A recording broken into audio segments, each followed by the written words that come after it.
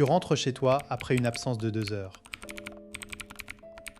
En ouvrant la porte, tu découvres ton canapé déchiqueté, une flaque d'urine sur le tapis et ton chien qui t'accueille avec une excitation débordante, presque paniquée. Ton premier réflexe, tu te dis qu'il t'a puni d'être parti ou qu'il est simplement méchant. Pourtant, la science du comportement canin te raconte une toute autre histoire. Une étude publiée par la chercheuse vétérinaire Debra Horwitz en 2019 a établi des critères diagnostiques précis pour ce trouble, l'anxiété de séparation. Ce n'est ni de la vengeance, ni de l'ennui. C'est une panique réelle, une détresse intense que ton chien ne contrôle pas. Si tu continues à interpréter ces signaux comme un caprice, tu risques non seulement d'aggraver son mal-être, mais aussi de briser la confiance qu'il a en toi. Dans cette vidéo, tu vas apprendre à reconnaître les vrais symptômes, à comprendre le mécanisme caché derrière cette anxiété, et surtout, à appliquer 3 techniques concrètes pour aider ton compagnon à retrouver son calme. Prépare-toi à changer de regard sur ton chien. Tu vas repartir d'ici avec un diagnostic clair que tu peux poser dès aujourd'hui. Tu sauras distinguer une vraie anxiété de séparation d'un simple manque d'éducation. Et surtout, tu auras un plan d'action en 3 étapes, testé par des comportementalistes, pour réduire la détresse de ton chien sans le laisser seul du jour au lendemain. Ce n'est pas une méthode magique, c'est une approche fondée sur la neuroscience canine et les critères de la clinique vétérinaire. La croyance la plus répandue, c'est que ton chien détruit, parce qu'il s'ennuie ou parce qu'il te fait payer ton départ. Beaucoup de propriétaires pensent que la solution est de le fatiguer avant de sortir, ou de lui laisser des jouets à mâcher. D'autres croient que le laisser pleurer finira par l'habituer. Ces idées reçues viennent de notre tendance à humaniser le chien. On lui prête des émotions complexes comme la rancune ou la malice, alors que son cerveau fonctionne différemment. Un chien qui souffre d'anxiété de séparation ne choisit pas de détruire. Son système nerveux est en état d'alerte maximale dès qu'il perçoit les signes de ton départ. La destruction est une tentative désespérée de gérer cette panique. Les études en éthologie montrent que les chiens sont des animaux sociaux dont le bien-être dépend de la présence de leur groupe. Quand ce groupe disparaît, certains chiens entrent dans un état de détresse qui se manifeste par des comportements spécifiques. Vocalisation excessive, destruction localisée près des issues, élimination inappropriée, salivation excessive. Horwitz a établi que pour parler d'anxiété de séparation, ces comportements doivent apparaître uniquement en ton absence ou juste avant ton départ. Si ton chien se calme dès que tu reviens, c'est un indicateur fort. Le mécanisme sous-jacent est une hypersensibilité à la séparation, liée à un déséquilibre des neurotransmetteurs comme la sérotonine, similaire à certains troubles anxieux humains. Comprendre cela, c'est déjà la moitié du chemin. Prenons un exemple concret. Sylvie, une professeure des écoles de 34 ans à Lyon, a adopté un croisé labrador nommé Oscar il y a 1 an. Oscar est un chien adorable, toujours collé à elle. Mais depuis 3 mois, chaque fois que Sylvie part travailler, Oscar hurle pendant des heures, gratte la porte d'entrée et urine sur le paillasson. Sylvie a tout essayé, des promenades de 2 heures le matin, des jouets Kong remplis de pâté, une caméra pour le surveiller. Rien n'y fait. Son vétérinaire lui a parlé d'anxiété de séparation, mais elle reste sceptique. Il ne fait que quand je pars, dès que je rentre, il est tout content. C'est pas une preuve qu'il m'aime trop ? Demande-t-elle. En réalité, cette joie au retour est aussi un signe. Oscar est soulagé de retrouver sa base de sécurité. Sylvie suit les conseils d'un comportementaliste qui lui fait tenir un journal de bord. Elle note les déclencheurs, mettre ses chaussures, prendre les clés, enfiler son manteau. Oscar commence déjà à halter et à tourner en rond. À partir de ces observations, le comportementaliste élabore un plan. Le premier exercice consiste à désensibiliser Oscar aux signaux de départ. Sylvie doit répéter les gestes quotidiens sans partir, prendre ses clés et les poser, enfiler son manteau et le retirer, ouvrir la porte et la refermer. Le but est de briser l'association entre ces signaux et l'absence. Au début, Oscar halète, mais Sylvie attend qu'il se calme avant de recommencer. Après quelques jours, Oscar ne réagit plus. Puis vient l'étape des micro-absences. Sylvie sort 1 minute, puis 2, en utilisant une caméra pour observer Oscar. Elle ne revient que quand il est calme, même si ce n'est que quelques secondes. Petit à petit, elle allonge la durée. 1 mois plus tard, Oscar reste seul jusqu'à 2 heures sans détruire. Sylvie a compris que le problème n'était pas l'ennui, mais la peur de l'abandon. Pour toi, comment reconnaître les vrais signes ?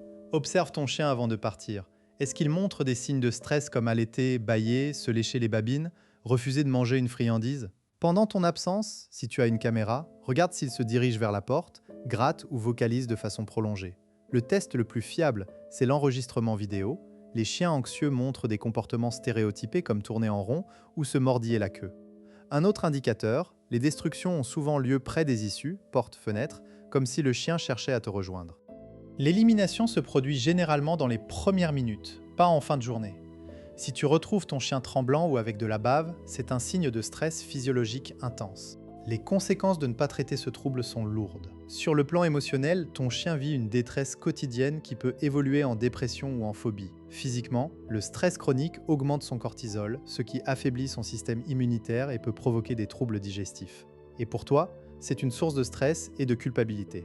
Les propriétaires finissent par ne plus oser sortir, ce qui amplifie le problème. Les relations avec les voisins se tendent et certains chiens finissent abandonnés. C'est pourquoi il est crucial d'agir tôt et avec une méthode adaptée. Voyons maintenant les 3 techniques concrètes que tu vas appliquer. Technique 1. La désensibilisation au départ. Le principe est de briser l'association conditionnée entre tes gestes et ton départ. Voici comment faire.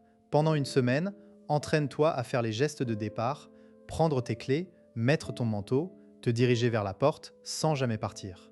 Répète ce cycle plusieurs fois par jour. Quand ton chien réagit en haletant ou en te suivant, ignore-le jusqu'à ce qu'il se calme, puis récompense avec une friandise. Une fois qu'il reste calme pendant 10 secondes, tu passes à l'étape suivante. Ouvre la porte d'entrée, referme-la immédiatement sans sortir. Augmente progressivement le temps entre l'ouverture et la fermeture. L'objectif, que ton chien ne réagisse plus à ces signaux. Par exemple, si tu prends tes clés et qu'il se lève, tu les reposes et tu t'assois. Tu ne pars que quand il est couché et détendu. Au bout de quelques jours, ton chien comprendra que clés et manteau ne signifient pas forcément ton absence. Technique 2, les micro-absences progressives. Commence par des absences très courtes, 30 secondes à 1 minute, pendant lesquelles tu restes juste derrière la porte. Utilise une caméra pour observer ton chien. Si tu l'entends vocaliser ou le vois gratter, ne rentre pas tout de suite. Attends une accalmie d'au moins 5 secondes avant de revenir. Ton retour doit être calme, sans effusion, pour ne pas renforcer son excitation. Prolonge ensuite les absences de 30 secondes chaque jour en restant en dessous du seuil de déclenchement de la panique. Par exemple, si ton chien panique à 2 minutes, reste à 1 minute 30 pendant plusieurs jours. L'important, c'est que le chien associe ton absence à rien de grave. Utilise des occupations comme un jouet d'enrichissement, un tapis de fouille, un con congelé, qu'il ne reçoit qu'avant de partir. Cette association positive l'aide à gérer la transition. Technique 3. L'enrichissement environnemental et la routine sécurisante. Un chien anxieux a besoin de repères. Instaure une routine claire, promenade, repas, jeu, puis temps calme avant ton départ. Le matin, avant de partir, emmène ton chien faire une promenade de 20 minutes, puis laisse-le se reposer 15 minutes avant que tu commences tes préparatifs. Pendant ton absence, laisse-lui un fond sonore apaisant, radio, musique classique, car les bruits extérieurs peuvent le stresser. Les diffuseurs de phéromones apaisantes, type Adaptil, peuvent t'aider, mais ne sont pas une solution miracle. Crée un espace sécurisé, une pièce ou un enclos avec son lit, ses jouets et une couverture qui sent toi. Évite de le laisser libre dans toute la maison au début, car trop d'espace peut augmenter l'anxiété.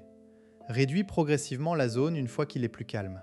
Tu demandes peut-être, et si mon chien a ce problème depuis des années, est-il trop tard ? La réponse est non, car le cerveau du chien reste plastique tout au long de sa vie. Les techniques de désensibilisation fonctionnent même sur des chiens âgés, même si cela peut prendre plus de temps. Un autre doute fréquent, est-ce que je ne vais pas le rendre dépendant en ne le laissant jamais pleurer ? Non, au contraire. Le laisser pleurer renforce la panique parce qu'il apprend qu'il est seul et que personne ne vient. La méthode progressive lui apprend au contraire qu'il peut survivre sans toi. Enfin, certains pensent qu'un deuxième chien résoudra le problème. C'est risqué ? Si le chien souffre d'anxiété de séparation envers toi et non d'un besoin de compagnie canine, un autre chien peut même être rejeté ou stressé à son tour. Mieux vaut d'abord traiter le trouble avec les techniques que je viens de te donner. Pour conclure, retiens ceci. L'anxiété de séparation n'est pas un caprice, c'est une détresse réelle que tu peux soulager avec de la patience et des méthodes scientifiques. Tu as maintenant les clés pour reconnaître les signes, comprendre le mécanisme et appliquer 3 techniques concrètes. Commence dès aujourd'hui avec la désensibilisation au départ et observe les progrès. Si tu veux aller plus loin, je te conseille de consulter un comportementaliste spécialisé.